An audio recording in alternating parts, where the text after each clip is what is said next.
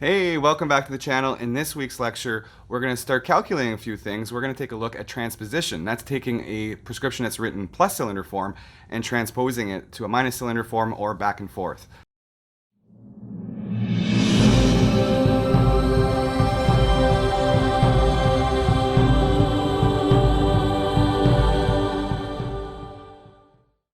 Hey, Sean here from modernoptician.com, where we help student opticians achieve their goals through books, study guides, and online videos just like this one. So remember, if you see value in this video, make sure to like, subscribe, and turn on all notifications so that you don't miss any of the videos as they come out every single week. Now, let's jump into the video about transposition. Here we are in the presentation about transposing prescriptions, a simple skill that every optician needs to have in their tool belt. There's nothing worse than accidentally not transposing a prescription and it being wrong in the end. And it's also, nothing worse as a student of like kind of being on the spot and being stuck trying to transpose something. It's not something you necessarily do every day. However, it is relatively common and it's something that you need to be able to be pretty quick on. And in your exams, I've seen in the NACOR exam and in the ABO exam, sometimes they try to trick you by presenting you with a prescription that's in plus cylinder form when you're trying to do a completely different concept.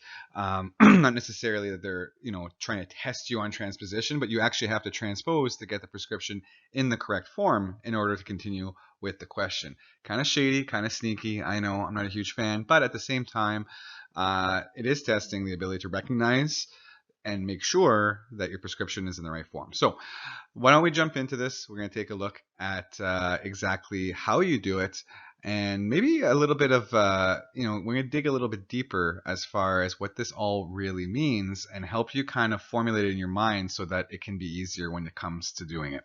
All right, let's jump in. All right, so a question you might be asking yourself, and rightfully so, is what is plus cylinder and why is it used? And the answer to that question is actually kind of interesting in the sense that it's not really for any good reason. It's simply that many ophthalmologists, years ago I would have said most, however, there seems to be a little bit of a changing of the guard over recent years. But most ophthalmologists refract in plus cylinder. And what I mean by that is that the actual phoropter that they are using actually has plus cylinder lenses. So when we start talking about prescriptions and seeing the cylinder correction, we usually, just think of it as a cylinder and we don't think of the difference between a plus and a minus cylinder. But the reality is that when you have a cylindrical lens, it's actually only one of the surfaces, either the front surface or the back surface, that actually has the cylinder in it. A plus cylinder lens will have its cylinder on the front surface here, whereas a minus cylinder lens will have it on the back surface.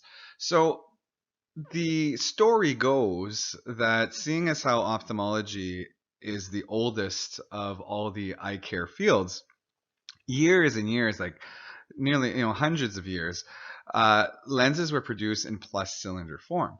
Well, it turns out that we figured out much later that minus cylinder form lenses actually produce much better optics, and they're much more aesthetic as well. And then along comes optometry, which becomes a new field, decades and decades ago, and it was very much out of necessity, seeing as how more and more people were starting to be diagnosed with refractive errors and stuff. And it just so happened to coincide with the advent of minus cylinder lenses, and then optometrists started to refract and produce lenses in minus cylinder form. Ophthalmology, from what I understand, as far as what I've read about the history of this, they decided to stick with their convention because it's been around for so long, and that's how you end up with two different forms. Now, of course, this is kind of political because at the end of the day, everything could be done in minus cylinder form, but in reality, it's not. So anyways, that's basically the background. And the important thing to realize is that ophthalmologists do often refract in plus cylinder, whereas optometrists, who tend to deal much more with vision correction, will refract in minus cylinder form, which is appropriate seeing as how usually what they're prescribing will be corrected in lenses. But it's also important to realize that glasses are always dispensed in minus cylinder form. You will not, you can scour the internet and different suppliers and manufacturers, with maybe the exception of plus cylinder phoropters, which are used in ophthalmology. You will not find labs producing plus cylinder lenses. I, I could be wrong. Maybe someone in the comments will say, no, I've seen it. However, I would be very surprised if you would find plus cylinder lenses that are designed to go into spectacles. Now, though it's the same prescription that's presented here, that's a very important distinction to make. The plus cylinder prescription must be converted to minus cylinder form in order to manufacture the glasses. So remember, just because they're being refracted in two different forms doesn't necessarily mean, actually doesn't mean at all, that these are different prescriptions. They are in fact the exact same prescription. However, they're just represented in different forms. And a very important concept to hammer into your mind is that the prescriptions we read are not actually a representation of the powers per se. They are a form, they are a notation, they are a language. If you get too caught up with the prescription and the way it's written, you kind of lose sight of what is implied in the optics of the lens. And we are going to dig a little bit deeper in a couple slides so that we can really always realize what's actually going on. And of course, in order to do that, in order to convert one form to the other, we need to do an operation called transposition. And that is what we're going to go over in the next slide. All right, so now we should go over how to transpose. So there's a few steps, and I know that students get a little caught up on this, but not necessarily in the concept. They tend to get the concept pretty easily. However, I think it's just lack of practice and not doing it that often. I often see a lot of my students, especially those that I've had the pleasure of spending time with in person, get really clammed up and nervous when they are transposing prescriptions. So hopefully this will help a little bit in forming a little bit of confidence, and of course practice is the best remedy for those kind of nerves. So if we take a prescription here, and of course this is not actually a prescription, but if we know the standard layout of sphere, power, cylinder, and axis, all of which come into play in the transposition process, we can then kind of set up a few different steps as far as the series of how this is going to be done. So step one would be to add the cylinder power to the sphere. So I like to draw arrows like this, which help kind of the students see what's going on. Now, in the case of plus cylinder, you'd be adding the plus cylinder to the sphere power. In the case of minus cylinder, you'd be adding the minus cylinder to the sphere power. The important thing to remember here is that when you're adding these two guys together, you keep the sign. I'm not going to do any examples today of converting from minus cylinder to plus cylinder. All these steps work in both directions. And I mean, you may want to practice going both ways, because I know in the exams I've seen it go the other way, which is very frustrating to me, because why in the world would you be converting a minus cylinder lens or minus cylinder form to a plus cylinder form as an optician? I don't really know why you would be doing that. However, anyways, I digress. If you want to practice it, it's the exact same process both directions. Now, after you've added these two together, you'll then change the sign of the cylinder. This is very, very simple. If it's a plus, you keep the same value.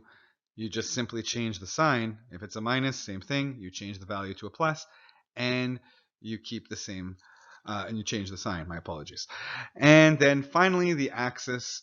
You will change the power of the axis by 90 degrees. So nice little trick, and this is where people get caught up. The first two steps are usually pretty simple. Sometimes adding the cylinder to sphere power, especially if you're going from if you're crossing over the plano meridian or plano kind of scale, if you're going from a minus to a plus and things like that, sometimes that could be a little bit confusing, but it's pretty, straightforward. It's just practice.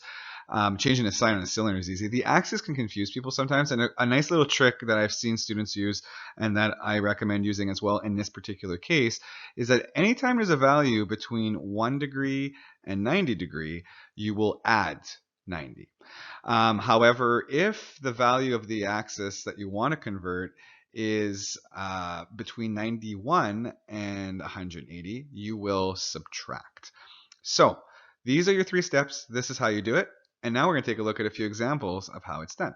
So for example, number 1 here, we have a prescription in plus cylinder form, and we want to convert it to minus cylinder form.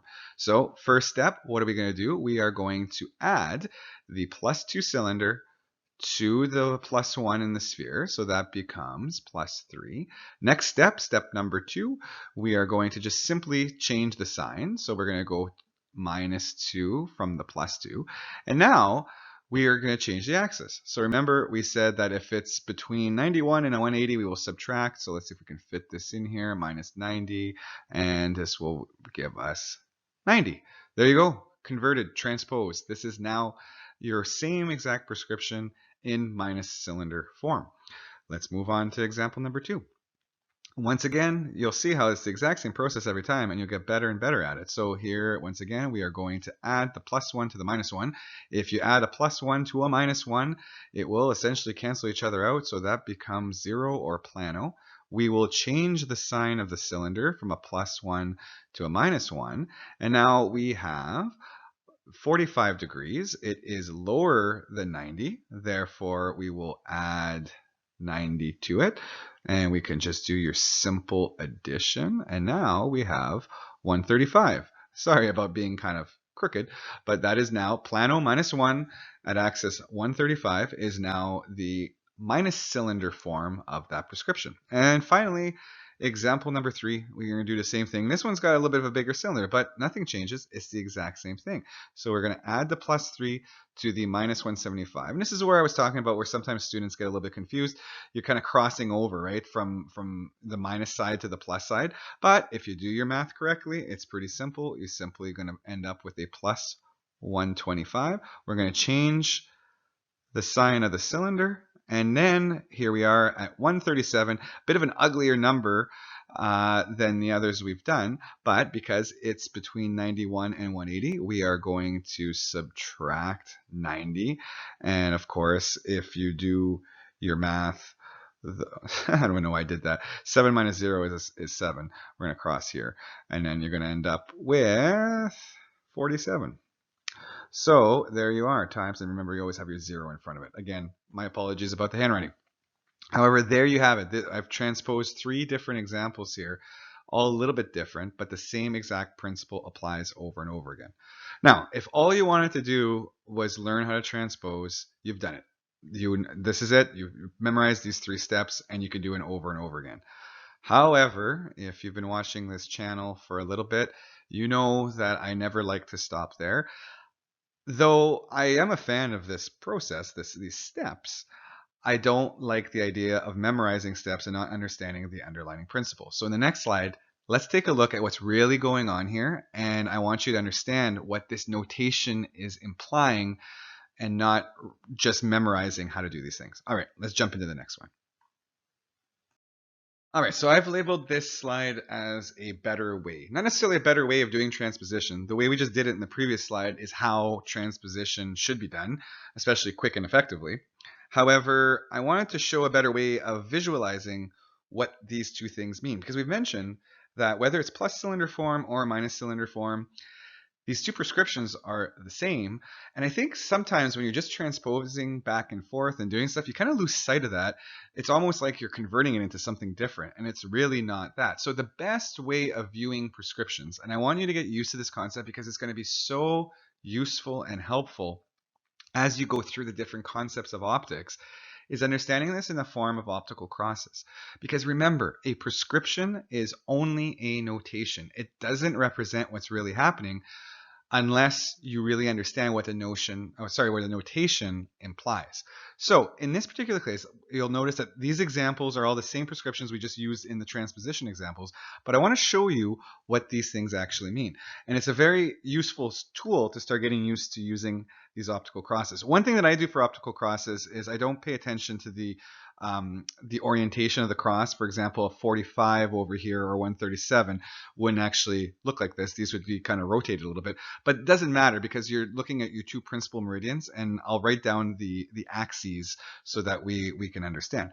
So the important thing to realize here is that this prescription actually, in the case of example 1, actually signifies that at 180 degrees, so we know that cylinders, the plane meridian actually has no power and it corresponds to this. So we know that the power is a +1.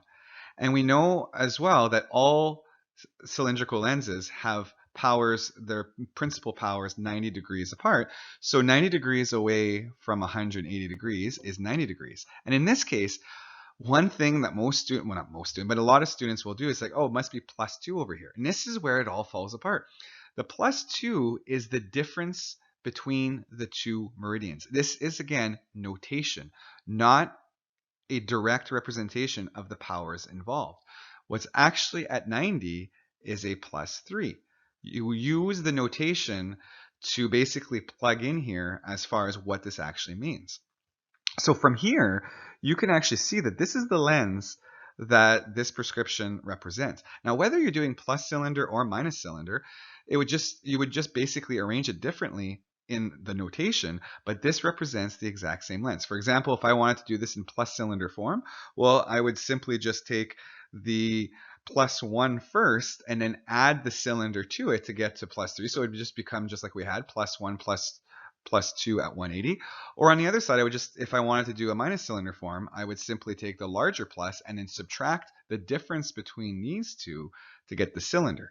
Hope I haven't lost you here. This is a very important concept to understand. And I will introduce another concept in doing this, and this is not necessarily something you will ever use in the sense of writing out a prescription on an order form or anything, but what I really like is cross-cylinder form. So a cross-cylinder would just imply that we took these powers and we represent them this way. So we'd actually get a +3 at 90 degrees and a +1 at 180.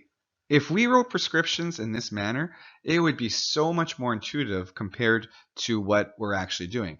However, convention dictates, and the notation that we as entire vision care field have decided to go with is this standard prescription notation.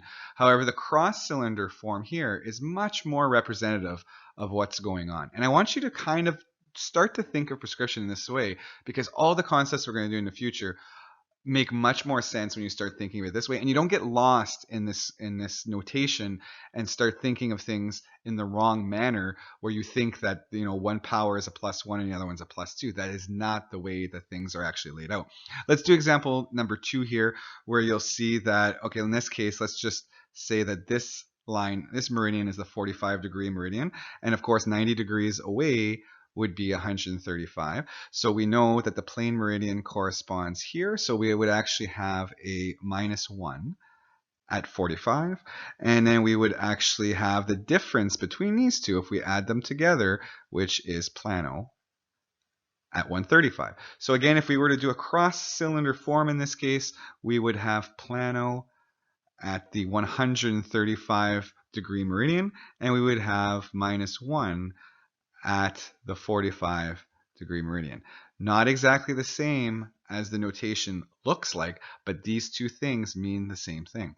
And finally, example number 3, we have, again, different axes here. So let's just call this axis 137, and we know we have a -175 there. And 90 degrees away, which is always 90 degrees away, at 47 degrees, we actually have a +125, and that is the combination of these two guys. Again, the +3 here never actually factors into the actual powers of the lens. Is the difference between the two meridians. And if we wanted to just put this in cross-cylinder form again, we would have a +125 at 137 degrees, and we would have a -175 at I'm sorry, that was 47 degrees. See, even I make mistakes sometimes. At 47 degrees and at 137 degrees. Of course, you have to put the power that corresponds to the appropriate meridian. So I hope I didn't really go down a rabbit hole here with this. I just want you to understand that even though you transpose things back and forth, you have to understand what the powers imply, and it goes a long way into understanding the overall power of each meridian, understanding how the cylinder affects the power in those different meridians, and you don't get locked into assuming that the prescription itself is implying specific things. It is simply a notation that allows you to do what we just did in these examples. And there you have it, transposition in a nutshell. We covered the simple way of transposing from a plus cylinder to a minus cylinder. And remember, if you wanted to go in the opposite direction, you just do the exact same thing. It just goes backwards into the opposite form. You can either go from plus to minus or minus to plus. And in the last slide, we covered cross-cylinder form, which I think is definitely a much better representation of what's really going on. Just so happens, however, that it's not clean and straightforward as as the notation that we normally use in vision care, but I really strongly recommend that you start getting used to using cross-cylinder form, at least in your mind, and not necessarily in practice. However, that it helps accentuate the concepts of what are really going on in different meridians of power. All right, I hope you enjoyed this lecture. I hope this helps you transpose in the future, and I can't wait to see you in the next one. All right, I hope you enjoyed today's video. And always make sure to like, subscribe, and turn on notifications so that you get all the weekly content as it drops. And also make sure to check out modernoptician.com for books and study guides and all the help you need to pass your national examinations. I can't wait to see you in the next one.